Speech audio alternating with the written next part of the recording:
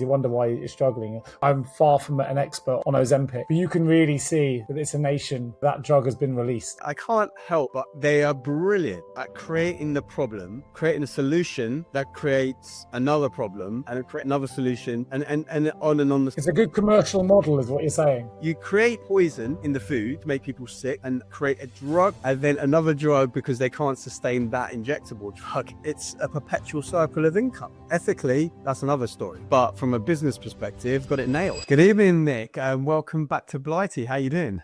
I'm good, mate. I've got a slightly husky voice. I'm in different surroundings. I went to set up upstairs and I can't get any of my podcast gear to work. I was a malfunction. It's just black screens, no cameras.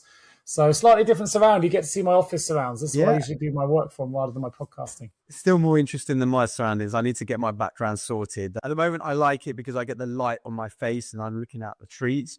But I just got a white door behind me. So I'm happier in this space. I've got aircon to my right. I've got my bike in here. I've got light from the windows. The other one's like a black box of artificial light. I think I've shown you before. A lot of artificial light, very dark room. So this is a more of a creative space. This is a better space.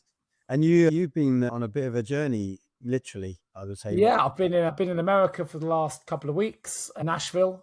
Probably my favorite state, or not state, but place, obviously state of Tennessee. God, what a town, what a city. So much fun, amazing music, great people, slightly husky voice. Arguably, no, there's two rules of thought here, Harry. It's either because I was singing and dancing too much, or everyone else tells me it's the air conditioning in the Gaylord Hotel. A few people had husky voices. Either we're all singing loudly till the early hours, or maybe it's a bit of both. It was a 7 a.m. starts and 1:30 a.m. finishes for 9 consecutive days. I'm feeling a little bit run down. Lots of food, fried food. They love in Nashville in particular. They love their hot chicken. So trying to find healthy options is difficult. Yeah. Very few. If you're vegetarian or vegan, you're stuffed. One of my colleagues came out as vegetarian. She couldn't find anywhere to eat. She found a few places that had vegetarian dishes, but they were all deep fried in the same deep fryer they use for shellfish. And she's got a shellfish allergy, so she couldn't eat any of that either. Honestly, I know we've got listeners from the States and I appreciate you and I love you. I find that in the States, recently, the last few years, I've worked out that I think my limit with the States is 3 weeks. And that's purely on a food basis. Now, I will try and hunt out the Whole Foods and with Trader Joe's and the other healthy places. But even there, those places are not really that good. And I honestly don't know how people eat it. I remember, and I'm pretty sure I've shared this story before, but when I was in, where was it, Vegas a few years ago, visiting a friend, I think we were recording then after my trip to Sedona, and that was 3 years ago almost. But I remember going to a Thai restaurant with my friend. She's well into her food as well and healthy eating and stuff. We went to this nice Thai restaurant and I'm eating there thinking, I feel like I can taste chemicals. I just feel like I can taste chemicals in their food.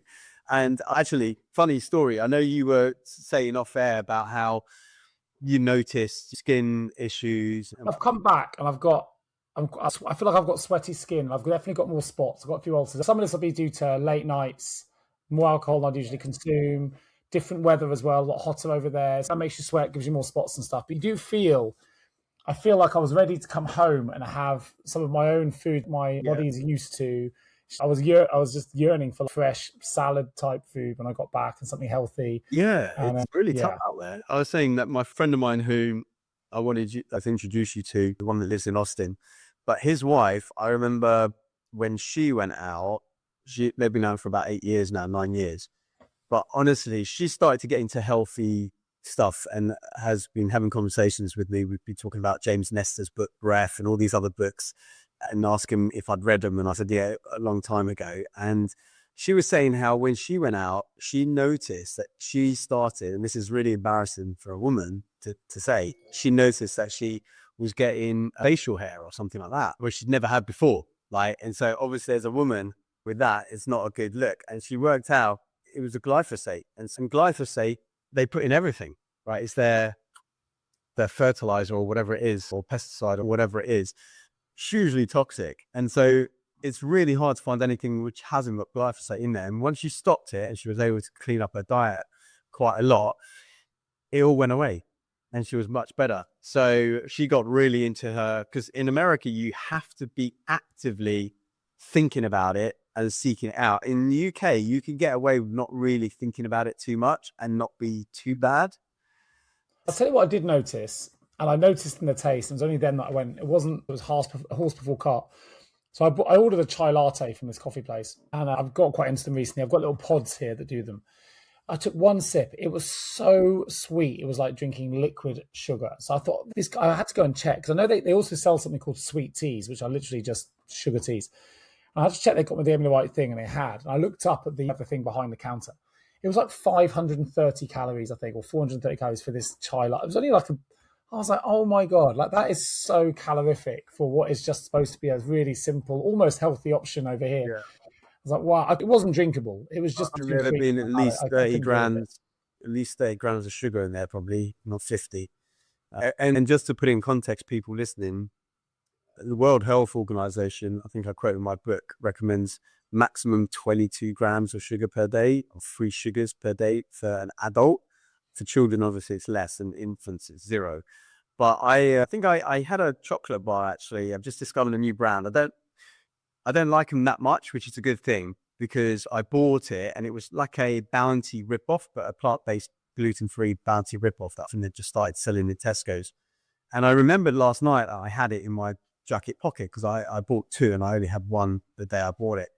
And I resisted last night. Normally I would be, if I'd bought something like an bar, I would have been right in there. And I had to catch myself as well, because it was already maybe 7 o'clock, and I know that I don't sleep well if I have sugar.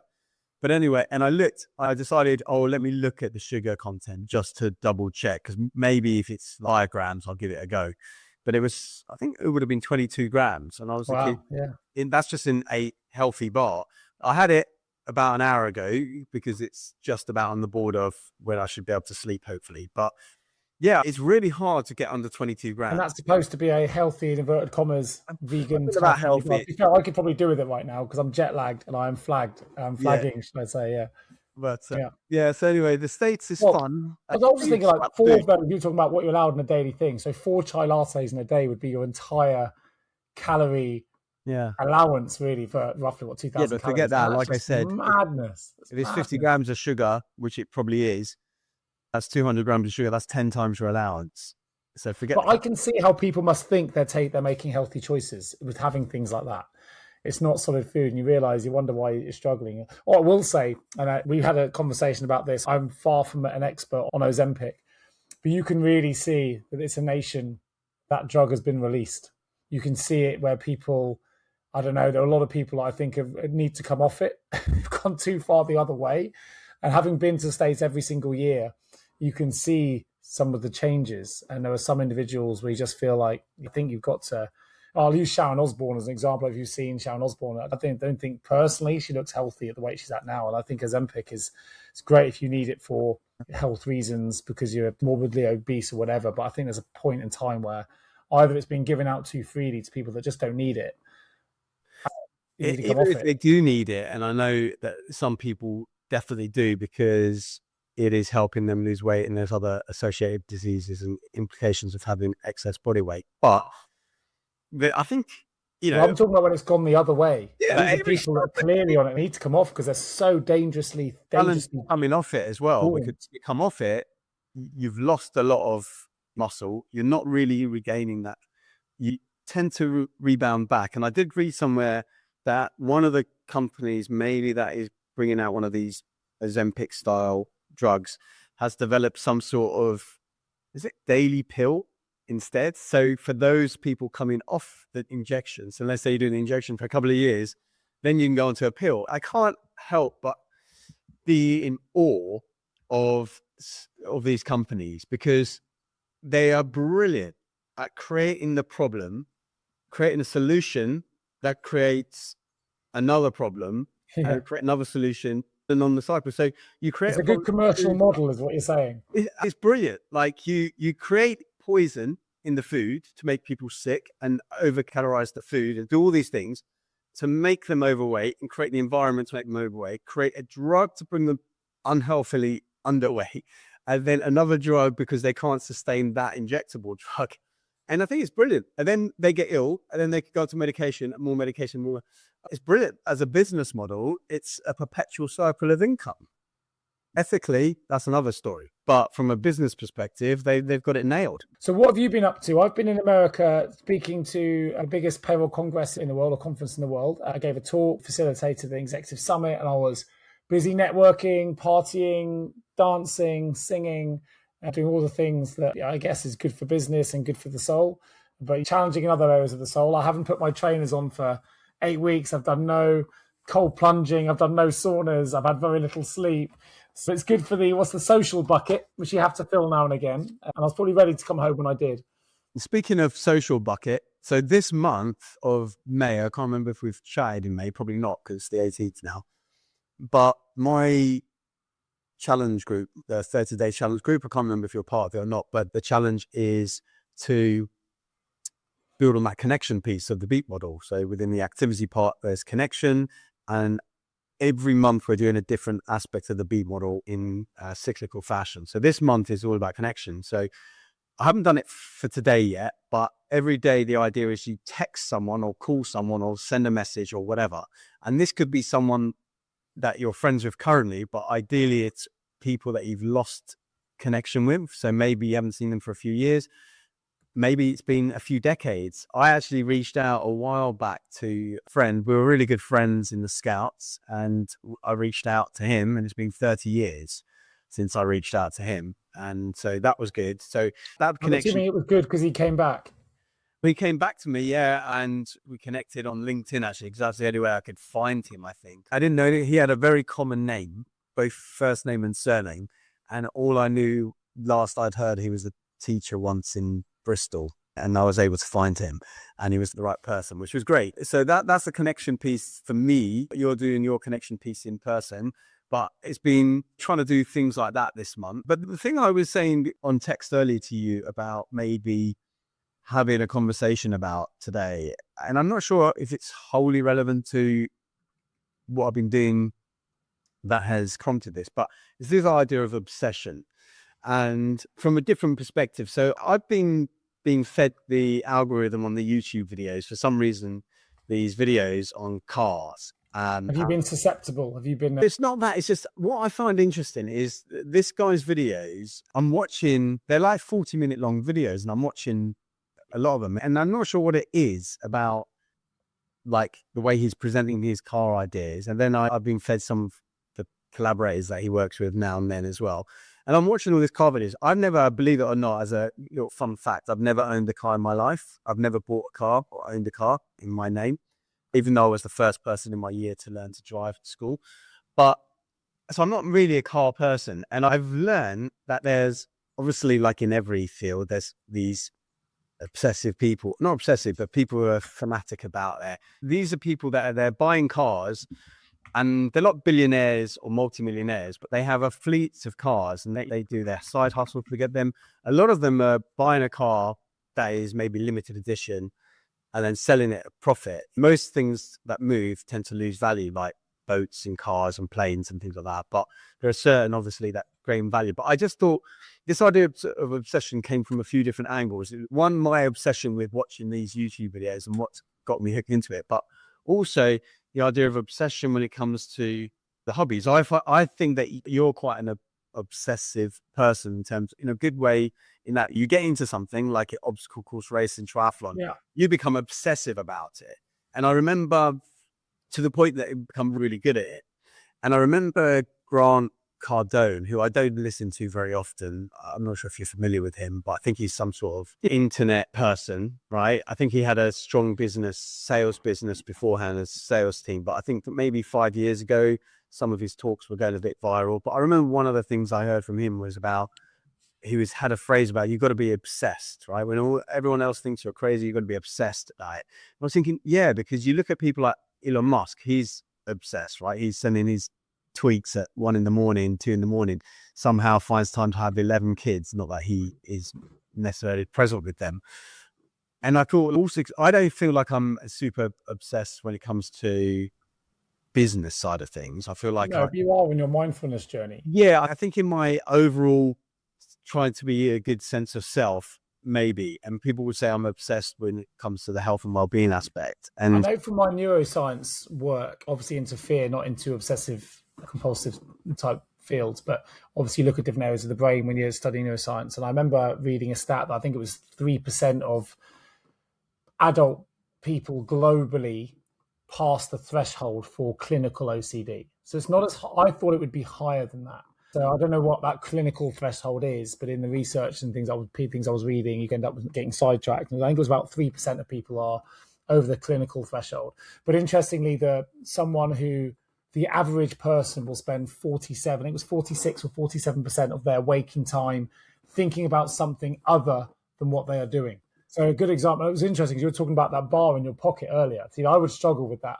And I do know that it takes around about half an hour, I think, for something you're obsessed about to start to diffuse. But that I would usually succumb in that first 30 minutes. So as soon as I remembered it was there, I would be really struggling. It's like I'll be watching TV or whatever with my family, and my Lucy go, "Oh, I got some chocolate or whatever," and I'm like, "That's all I can think about now." And now I want it. If you hadn't told me I didn't need it, but now you've mentioned it, my mind cannot switch. I'm in that 47% moment now. I'm not watching the telly.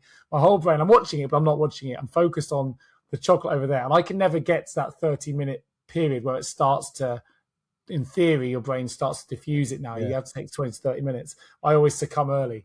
I was very close to that. What got me through it was my future pacing, where I project into the future. And you redirected your attention as well. I did a little bit. I put it in the cupboard, but I knew it was there. And I did have a thought, do I have anywhere else to stash it? Because normally I don't have anything in the house like that, because I know what I'm like, whether it's crisps or chocolates. I won't have a stock of things. And actually, as a sidetrack, but it's also to do with this, I listened to an interesting podcast with Rangan Chatterjee about addiction. So I want to talk about addiction and obsession, and it was to do with sugar and ultra processed foods. But yeah, one of the tactics I always talk about in my book is I never prevent myself from having things, right? Most of the time I don't want the thing like a regular chocolate bar, but I will love an on bar or some other bars, but I just can't have them in the house because I don't want to use willpower. My mum gets annoyed with me. She's like, "Oh, you're so disciplined." I'm like, "No, it's not. I'm not disciplined. That's the whole point, is that I set things up because we cannot always resist these things if they're always in our face." And she's quite happy to put the 12-pack of crisps up on the fridge. You could argue as well, I'm not saying one's right or wrong, but you could argue that you're a little bit obsessed in the way that you structure those elements of your life to make sure you don't fall to those kind of temptations. And what I thought was really interesting in your example earlier, what I would say you did is you redirected your compulsion. So maybe compulsion is the wrong clinical. No, I like that word actually, because I think that's the word that was maybe used podcast. You're using your appetite, your thought of the sugar, whatever it is you'll crave. Initially, you get to your bar and then you redirected your compulsion to actually, I'm more passionate about a decent level of sleep than I am about the sugar that I want now. And you probably found happy meat and ate something else. I'm not so good at that. I'll take the hit and go, and then I actually regret it later and go, "Oh, now I can't sleep. I suffered insomnia." And actually I do this, believe it or not, quite regularly. I'll say to Lucy, "Don't eat that, Nick, you won't sleep." And I'll always say, "I'll be fine." I'm unable to accept my future self in that moment. I always think I'll be okay. And then lo and behold, later on, I'm suffering. And why did I have that? I do this every single time. So that's where you have more discipline with your compulsion than I do. I've been victim to that myself. And the challenge I've also got is that I have one of these, normally in the evening, I have a mushroom hot chocolate, but I've also got one of these nighttime teas, which in a normal day, if I have that nighttime tea and I refill it a couple of times, I feel really drowsy and really zonked off. So sometimes I justify it and I say, "Oh, I can still have the chocolate at say 6 o'clock at night or 7 o'clock at night because I'm going to have a tea later to drift it off." But recently it hasn't been working as much. And because I don't think I've been a bit off kilter with my sleep the last few nights, I just didn't want to risk it. And also because it wasn't a chocolate I particularly like. So I love chocolates where they're just about passable, because then I have that. Yeah, you feel like you've had a little bit of that. I tried 90% and it was too bitter for me. I tried to reduce it that way. Although right now, you can hear it in my voice and you always see it in my eyes watching it in video. I traveled for 24 hours to get back. Yeah, I left at 5 o'clock in the afternoon, got back at 5 o'clock yesterday afternoon. I am so jet lagged today that my eyes right now could definitely do with about 40 grams worth of sugar. I think I need one of those 430 calorie chai lattes just to burn me up. But it will crash again. But going back to what you were talking about, me being obsessed maybe with the things. So the podcast I was listening to was with a psychologist. I think she was in her 50s, but she was saying at one point she struggled with basically not eating disorder, but just this idea of been addicted to food or ultra kosher food, and she's campaigning with World Health Organization to try and make food addiction a real thing, like addicted to cigarettes, addicted to cocaine, anything like that, because the brain kind of processes them all in the same way. But she made a good point that is somewhat obvious, but I didn't really think about it, where maybe you've got a husband and wife, and the husband is really good at just having the store of chocolates and biscuits in the house, whether it's for guests or kids or parties. But the wife, she sees that, she'll eat it, right? And one can't understand the other, because saying, look, just don't have it or whatever. But she's saying, if you do treat it like an addiction, do treat it like this, you would never, if you had a partner who was a recovering alcoholic, have the beers in the fridge for them to say. And that kind of just really like penny drop moment for me, because I was thinking, absolutely, right? If you've got someone who is really struggling with these things, and their substance doesn't have to be alcohol or cocaine or... I agree. I tell Lucy off regularly for buying, as a good example, I used it earlier when she'll say, Nick, by the way, it's one of those things, she does it because it makes me happy. But I say, stop buying them, because when you do, I now know I'm going to consume this stuff. And I wasn't even thinking about it, but now you put it, and she's like, but you enjoy it. And I do enjoy it. But ultimately, I don't enjoy the fact now I've got to keep working to lose the weight that I'm adding. And it adds a thought process where I'm not as strong or as disciplined or as strong-willed as you are when it comes to food to be able to say no. As Eckhart Tolle says, that the primary cause of unhappiness is never the situation, but your thoughts about it. And as I said, she'll put it there and I'll just be thinking about it the whole time. I think the only way I can remove that thought is to remove the food. The way I remove the food is by eating the bloody stuff. So don't put a temptation in front of me. I totally get it. It makes total sense. Yeah, and the other thing she said, which I really liked, which I don't think was her phrase, she heard someone else say it, but when it comes to an addict, right, and the thing that they're addicted to, whether it's cigarettes, whatever, right, 1,000 of them is never enough, but one is too many. Yeah. And that just really hit home. I was like, yeah, that's right. Because I'm very much like that with certain things. So if I buy a box of biscuits, I will finish the whole box, whatever size that is. Yeah, you told me before you've been a biscuit fiend. Yeah, I mean, interestingly, I hadn't for months and months, and then I bought the oat biscuits the other week, and I'm like, you know what? I had the whole box, don't get me wrong, but I'm not. There was a stage a couple of years ago where maybe on a weekly basis I was buying these, and I don't think and I've gone off it. And like I talk about in the book, your taste buds change every 7 to 10 days anyway. And she was talking about it being about that long as well before your physical withdrawals, maybe after 3 weeks, will dissipate. And it's true. Then you have the psychological withdrawals that take much, much longer. So I think I've become a little bit less accustomed to it. I do need some kind of chocolate input after I eat a lot of the time, if it's within that first 20 minutes. And often that will be my hot chocolate. Well, I don't know how much truth in this. They say we often crave the things our body needs. So you call it chocolate. Maybe your body actually craves the antioxidants, or maybe it's craving the sugar. It's the choices we then make around what our body is craving, whether that's salt or something else, is sometimes, certainly on my part, questionable. But I would argue now, and probably I'm craving some energy, so then I have a choice of how I get that energy, and usually I'll take a poor, nutritious choice in that moment.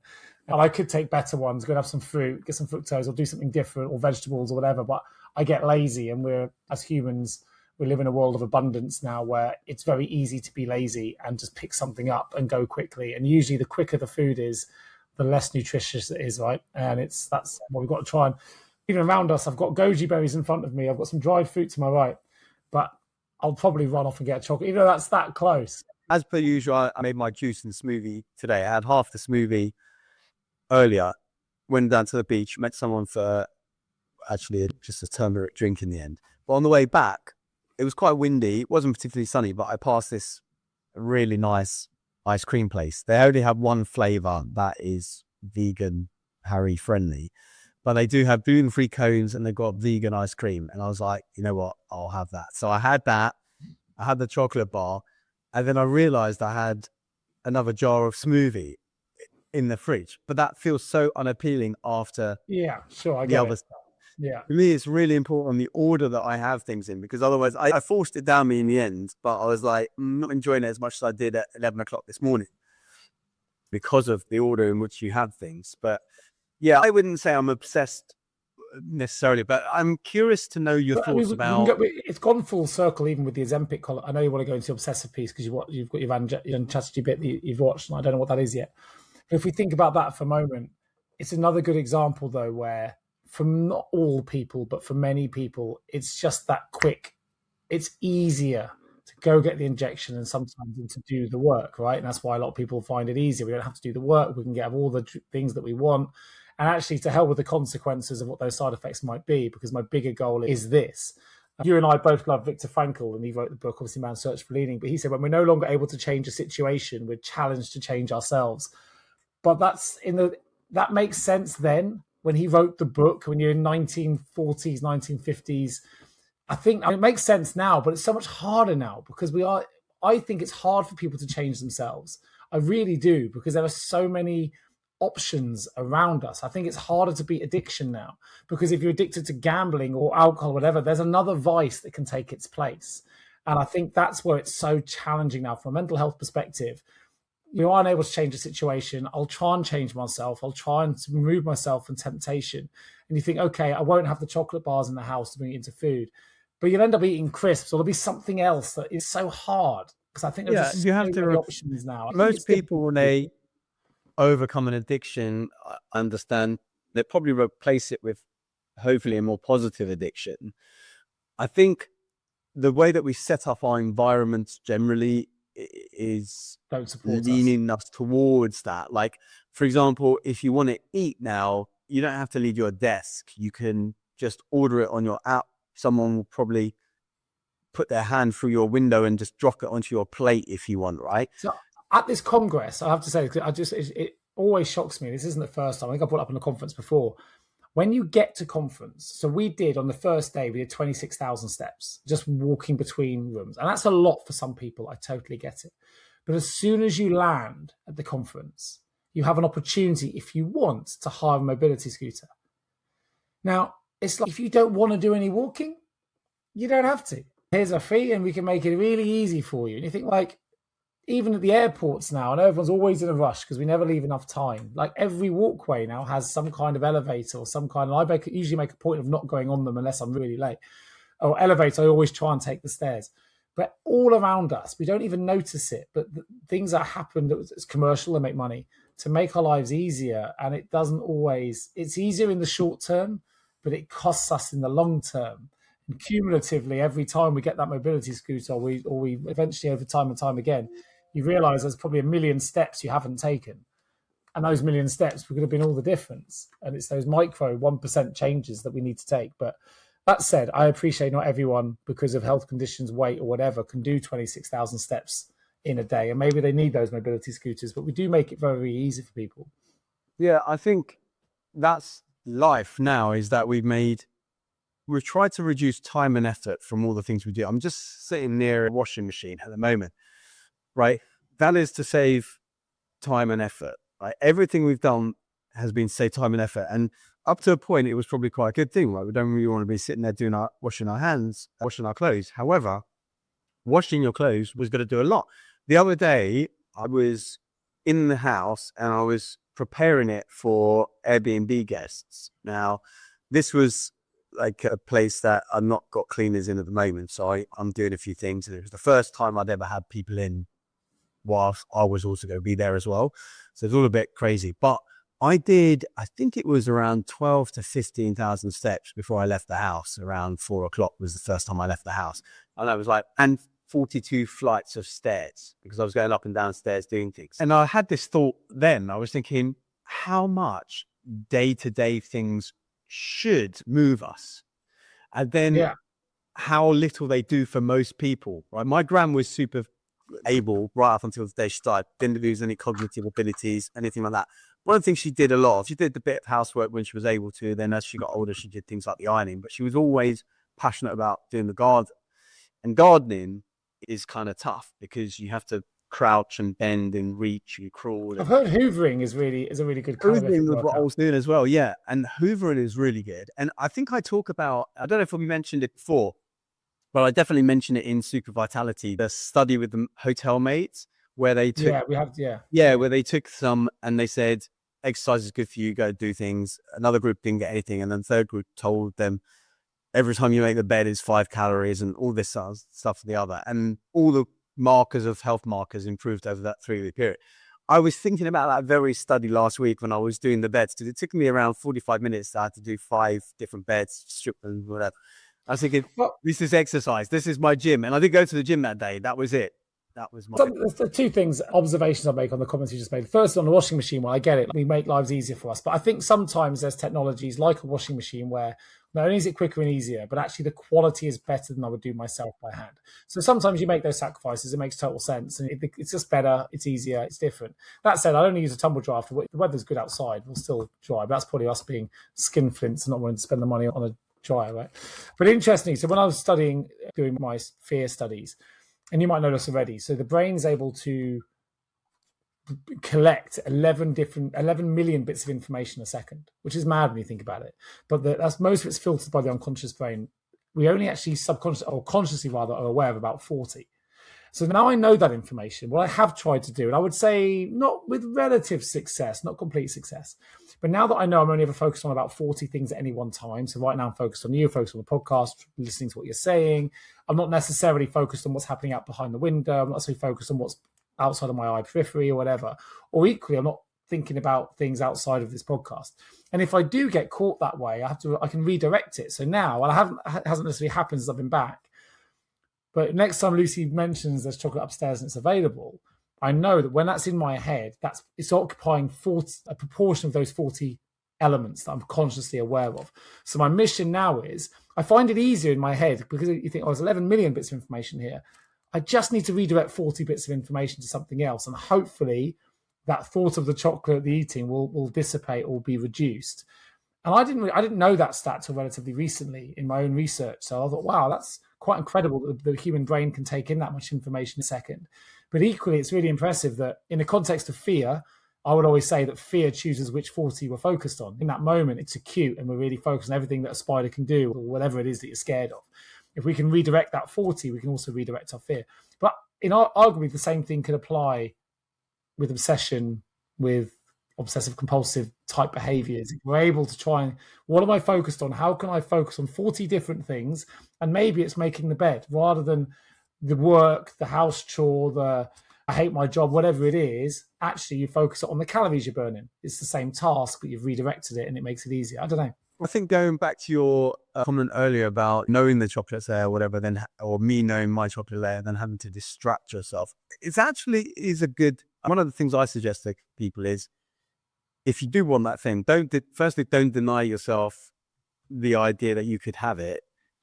Maybe see if you can wait that 10 minutes, but in that 10 minutes, you're not just waiting for that. You're doing something else. And if you still want it after 10 minutes, then fair enough, go for it. And that was also something I said to myself last night. I said, look, if I still want it in 10 minutes time, sleep be damned that I'll get it. And what I realized is that initial urge to get it, the obsession I thought I had with it, dissipated reasonably. Especially I made a mental negotiation with myself that I would make the hot chocolate because I realized in the moment that I wanted that kind of, it's not even sweet because it's a mushroom hot chocolate, right? It's ashwagandha mushrooms and a bit of cacao.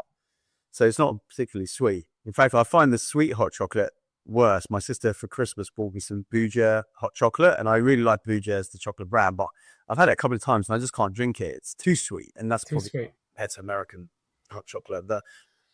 So the point, I guess, whether it's an obsession, we've talked a lot about obsession and addiction when it comes to unhealthy behaviors, but do you feel like you have to be obsessed in order to become successful? I'm asking you as a question. I think there's lots of, I think you have to be driven. I don't think they're the same thing. I think we need stretch goals. I think we need stretch as humans anyway. I think equally, while people, as you said, was it Tony Robbins, whoever said you need to be more obsessive than anyone else? Grant Cardone. Equally, you could say you need to go the extra mile, or you need to, there's a lot of people say you have to outwork your competition, right? So that they're different parts of the same kind of thesis, really, isn't it, or theory. I do think you have to be very driven. I think because a scattered mind, I love the saying that a hunter who tries to catch 2 rabbits catches neither one. So you need to be obsessed with the one in order to capture it. Otherwise, you're just too scattered. So I do think that you had to have an element of obsessiveness or focus. It depends what word you want to apply. Yeah, I guess the question is about definitions to some degree, because firstly, we didn't define success anyway. But when I think about, because success is many things. I was defining it in the context of Grant Cardone, where business success, entrepreneurialism. Yeah, and even that, when it comes to business success, right? Because for someone who has got business success, it might be that you have a nice, moderate lifestyle business, allows you to pay all your bills, have money for your holidays, see your kids' school plays and stuff. But if you want to get to that upper echelon, let's say there's the weekend athlete, then there's the advanced amateur, and then there's the elite amateur. But then if you get to the Olympic kind of status, you have to be obsessive, surely, to be. So here's how I'm reflecting on what I said a minute ago and the words you've used. I think I would argue that you need absolute drive and absolute focus, and that drive needs to come from within. So it's an inner focus, an inner drive that isn't based on external validation. So I want the gold medal for me, not because everyone else sees a gold medal in that example. I think where it crosses the line, and actually where I would challenge Grant Cardone, I'm not saying that it's not correct what he says, that those people become successful. That may be true. I think it can be true, though, without being obsessive. You just need to be driven and focused. But for me, the distinction might lie, and I'm not studying the etymology of words, and maybe I'm a little bit out in my understanding or translation of them, is that when you become obsessive, it can be at the expense of something else. And I think that's where it can become dangerous. So I'm excessive about alcohol and addicted, but often that's the expense of a relationship or my behaviors or the way my work the following day or whatever. I think when we're driven and focused to succeed at something, whether it's triathlon or Olympics, whatever, I think when it becomes obsessive, I think it's when you start to cross a line. And it might be a conscious line you're willing to cross, but I think it starts becoming at the expense of something else. So to give you an example, in my Ironman races, there's two ways of doing an Ironman. I could do it to complete, and that I could do with drive and focus. If I want to do it in under 10 hours, which I did, it had to be at the expense of something else. And I became obsessive with that target. I got coaches in, I made it by 3 minutes, but I was at the expense of time with my family. I had to get permission, expense of what I wanted to eat. And that was pretty obsessive. And it lasted for a year. And at the expense, then the cost became so much that it wasn't worth me continuing that target post 10 hours. I'd achieved it, but now I don't want to keep expensing time with my family. The cost was too much, so I'll stop. But I still stayed in Ironman. I still stayed driven. I still stayed focused, but not without the compulsive nature. So for me, that's maybe the way I would explain where. I fully agree with that last summation that you said, because I think when you're obsessive, you are going to be doing it. If you want to be an Olympic medalist, you are going to have to negate some family time. You are going to maybe have to, if you're a female athlete, you might put off having children for a long time or whatever it might be.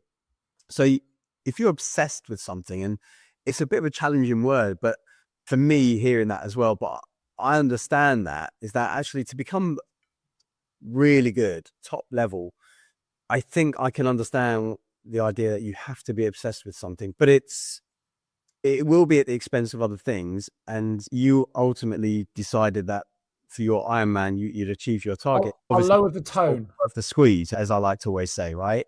I can lower the tone as another example. And apologies for anyone. I know you certainly don't watch it, but I've been watching. Okay, I'm going to admit it online. I have a thing here. I've been watching Australian Maths or Married at First Sight. Right, the guy on there called Tyler, who's a complete whatever. Not my cup of tea, shall we say, to be politically correct in the best way I can. But he has never been able to get a partner. He's incredibly disciplined. And I would argue he suffers from OCD in the nature, in the sense that we're often probably most familiar in the way that he tidies his house and organizes things. And he's never been able to find a partner for various reasons. One, the fact he's a misogynist and various things that he is about how he views women and other people. But also because he said that he was married for a year and she didn't keep the house tidy enough for him.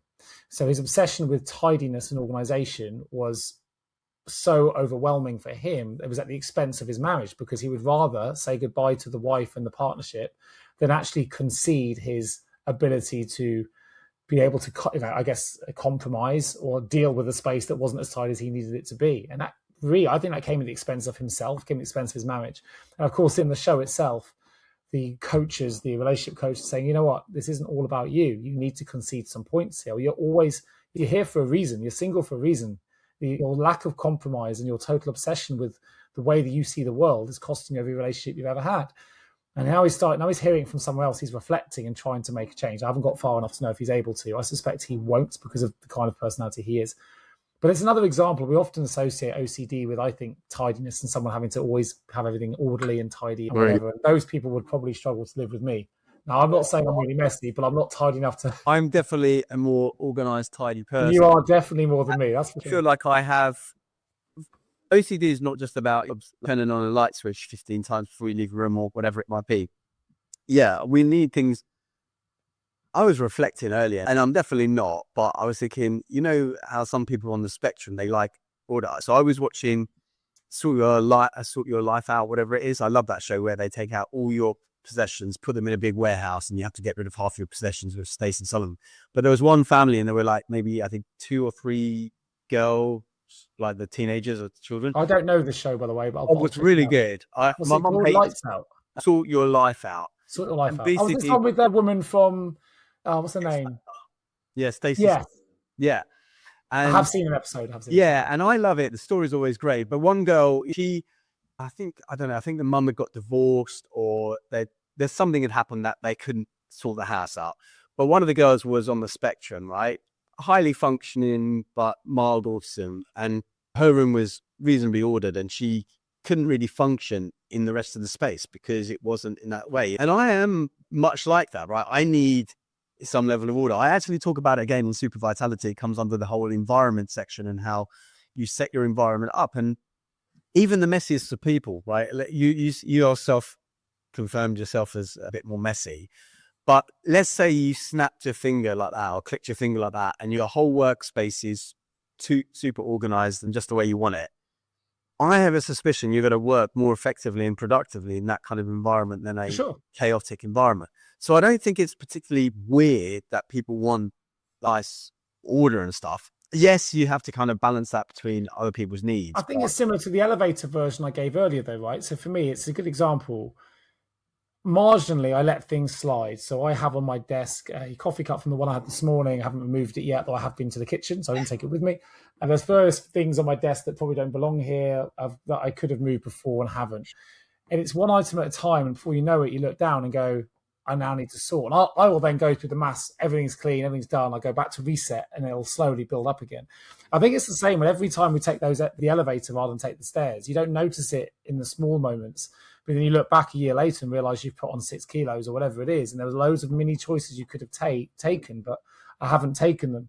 And every time it's a decision, it's a compromise between, or negotiation, or whatever you want to put it. At this moment, is it worth me taking the glass and remembering to do that and being consciously aware? Or is it not? And it's a bit like you and I, the show's called Mindful Paths. And we both know that mindfulness isn't difficult. It's really easy. But often it's about remembering to do it and remembering to be mindful. And we have to catch ourselves. I'll go back to those 40 bits of information. I create an environment which allows me to be mindful more often by, not everyone can do it, but within the budget that I have, I'm able to get myself an ice bath and do different things. So when it's within my vicinity, I'm more likely to use it. I put it in places where I used to have one outdoors, I never used it. Now it's in my gym, I use it every day. So I try and create an environment that allows me to be mindful more often in a way that I can remember to be mindful. I just think mindfulness, which starts at cleaning my desk, taking things out, decluttering your life. It's a conscious awareness piece. For me, it's a lot about breaking state as well. And breaking state becomes a trigger to become more mindful. What I mean by that is where I have that craving for the chocolate, let's say. If I've got it in the cupboard, easy, reach my hand in, get it. Yeah. But if I want to break that state, that's where I'm going to put it in the shed or leave it in the shop down the road, because my state is being interrupted. And then I have to make a conscious, concerted effort to take that action. And so I think that's the big thing, is that can you set things up in your environment to break the state, which will trigger you to then create a mindful moment and say, do I really need this? It's like when I used to work, when I used to have one of the applications on my laptop, where I don't do it so much now because I have some restrictions on certain websites, and I've got like newsfeed blocker on my Facebook, which I can turn off, but I've forgotten how to do it. So whenever I'm on Facebook now, I just see a blank screen. I just see a notification if I've got any. But it was something which was a little bit less invasive, which was, I think the website or the app was called Mindful Browsing. So if I went onto Facebook, it would first then give you 10 seconds to think about it, or it would say, do you really want to go on this? Wouldn't it be nice? Or you could set it up any which way you want. And the idea behind that is it literally breaks the state, because we're so habitualized into certain actions, checking our phone or nipping onto a BBC website when you've got 15 seconds between calls. We just need that state being broken, and then that will give us the opportunity to be more mindful and think, actually, is this really what I want to do? Is it worth it for the 15 seconds I've got in between meetings? But when you say state, just so I'm understanding it, which I think I am, it's Pattern. almost another word, a replacement word for habit or routine things that we habit, your pattern. You're in a pattern, You're in you need to be, that's the thing, you need to be mindfully, or you still have to make that conscious awareness or conscious decision to go, I'm going to try and improve it. So when you next, and we can do this within small actions. We've talked about a whole show on just changing direction you go to work and the benefits of changing your commute. You have to, next time you're getting off the tube and you've got time, just take the steps. Because if you've never done that, and for some people they never will have done when there's always been an elevator next door or a lift, you have to constantly go, actually today I'm going to break that state, that habit, that routine, and do something a little bit different. And it'd be amazing when you do that. Suddenly then you can start to cascade, can't it? You know this already. You make one action, then suddenly you get to the top, and I usually get a taxi. You know what? I'm going to walk to work because I can. I'm going to make it to work. And you get to work, and I order a coffee today. I'm going to go make one. So I do think one action then really does encourage another positive action, but we need to start them and start small. And so I love the idea of marginal gains anyway. I think I've done a lot more of this, not to your degree, but I think if you compare me at the start of this show and we started meeting each other to me now, even though my desk isn't as tidy as it was, I can tell you now it's tidier than it would have been when we first met. I'm more mindful of what we do. And I would be shocked, and I'm sure you'll have more stats than I do, that there isn't some connection between those that have higher mindfulness traits will show lower rates of substance misuse or negative obsessive behavior, whether that's across eating or other compulsive behaviors that don't help us. I'd be shocked to think those two there isn't some correlation there. But maybe this is what the show can do. Maybe at the back of reading this, people go and put their chocolate in the shed, or they do take the elevator, or they do take their coffee cup, which is here, that was been edited since this morning.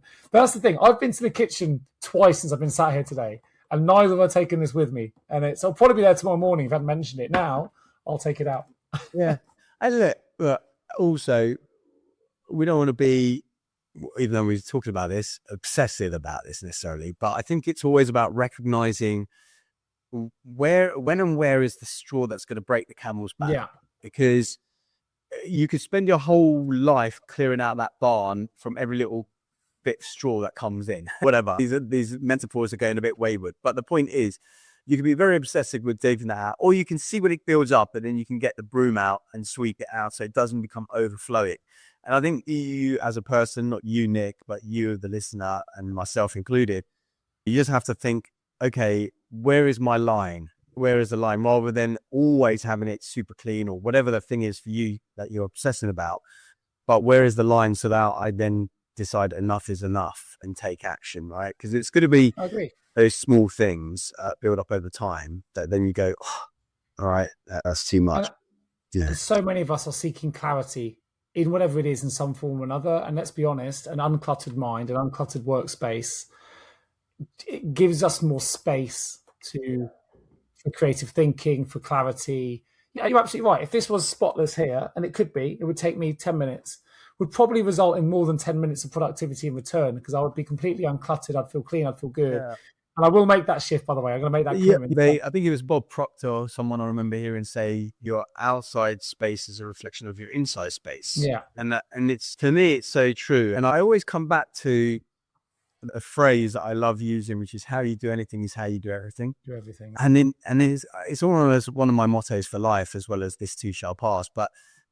And I was thinking about this when it was like, I think there was a bit of rubbish on the floor somewhere. And I was thinking, if I don't clear it up, that's reflecting somewhere else in my life, like that I avoid things or want someone else to do something. It shows up so much, this phrase, how you do anything is how you do everything. And I just want people to reflect on that a little bit, because you can make drastic changes when you think about that. You think, okay, how am I showing up here? How am I showing up elsewhere then? What's it telling me about where I am elsewhere?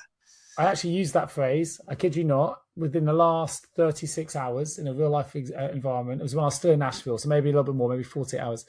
A really simple story, and most people, maybe many people do this. It's nothing out there that's been particularly philanthropic or anything like that. But there was a woman, they were coming out of a restaurant, a Tennessee family, American family were coming out, and it was clearly their grandmother's birthday. She was holding a cake with the family coming out. And I'm assuming it would be the granddaughter, she quite might be in her 20s, was trying to take a photo and she couldn't get them all in. And it was just a simple act of going, I could walk and past it and ignore it, or just go, would you like me to take the photo? And they were like, oh my God, that'd be amazing. That'd be really good. They're really pleased. Got a lovely family shot. Will stand the test of time. Took me 5 seconds to do. But it would have been so easy. And actually, by the way, there were streams of people walking in and walking out, and no one else had offered. So I'm not trying to say that I'm an amazing person. This is such a simple act. But how I was speaking with 2 people, Natalie and Tom I was with at the time.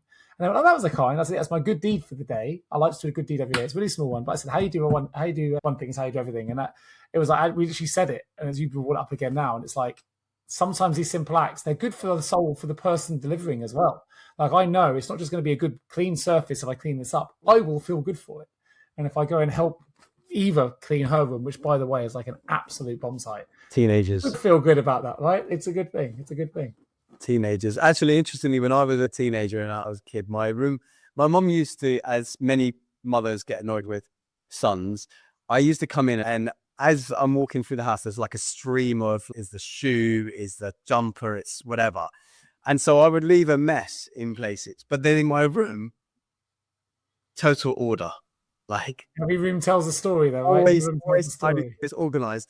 And I don't know what it was. And I was trying to explain it to her when I was a teenager, because she goes, you're so tidy and organized in your room, but why are you creating a mess here? And I guess it was because in my room, I could control the entire environment, whereas in the rest of the house, I couldn't. So I gave up with it myself as well, even though it wasn't really a messy house, but I just thought that. Or maybe as I expected someone else to clean up after me. I don't know what. Yeah. We'll finish the show on a funny story in reverse. And I don't think he listens to this, but he might do. When I started university, I was the only guy in our house that we shared a room. Everyone else had their own rooms. I shared with a guy called Dan Roberts. Now, when I moved in with Dan Roberts, he was definitely a minimalist. He turned up with a lava lamp, which I thought was slightly odd anyway as an 18-year-old male guy, but that was just me and the way I was. He had a lava lamp. He had 2 crisply ironed Ben Sherman shirts. Again, not my fashionable style at the time, but he had those. He had chinos rather than jeans. He was a smart individual. I was thinking immediately public school, which he was, but I didn't know that at the time.